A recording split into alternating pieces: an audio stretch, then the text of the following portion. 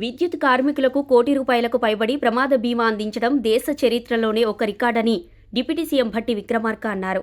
సోమవారం ఉదయం ప్రజాభవన్లో ఎస్పీడీసీఎల్ పరిధిలో విధులు నిర్వహిస్తూ ప్రమాదవశాత్తు ప్రాణాలు కోల్పోయిన జోగు నరేష్ కుటుంబ సభ్యులకు ₹1,00,00,000 ప్రమాద బీమా చెక్కుతో పాటు విద్యుత్ శాఖలో రమేష్ శ్రీమతికి కారుణ్య నియామక ఉత్తర్వులు అందజేశారు. ఈ సందర్భంగా డిప్యూటీ సీఎం భట్టి మాట్లాడుతూ విద్యుత్ కార్మికునికి ₹1,00,00,000 ప్రమాద బీమా చెక్కును అందించడం కేవలం సీఎం రేవంత్ రెడ్డి నాయకత్వంలోని ఇందిరమ్మ ప్రభుత్వంలోనే సాధ్యమైందని తెలిపారు. గతంలో కార్మికుల కోసం ఏ ప్రభుత్వం ఇంత గొప్పగా ఆలోచన ప్రయత్నం చేయలేదని విమర్శించారు. ప్రమాద బీమా కారుణ్య నియామక పత్రం అందించడం ప్రభుత్వ ఆలోచనకు, కార్యాచరణకు, మానవీయ కోణానికి అద్దం పడుతుందని తెలిపారు.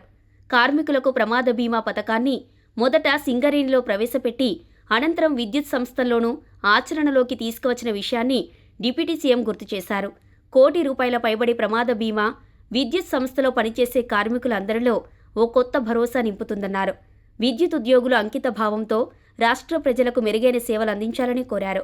ప్రభుత్వ ఆలోచనను సమర్థవంతంగా అమలు చేసిన ఎన్పీడీసీఎల్ సీఎండీ వరుణ్ రెడ్డిని ఈ సందర్భంగా డిప్యూటీ సీఎం అభినందించారు. ఈ కార్యక్రమంలో ప్రభుత్వ సలహాదారు వేం నరేందర్ రెడ్డి, విద్యుత్ బ్యాంకు ఉన్నతాధికారులు పాల్గొన్నారు.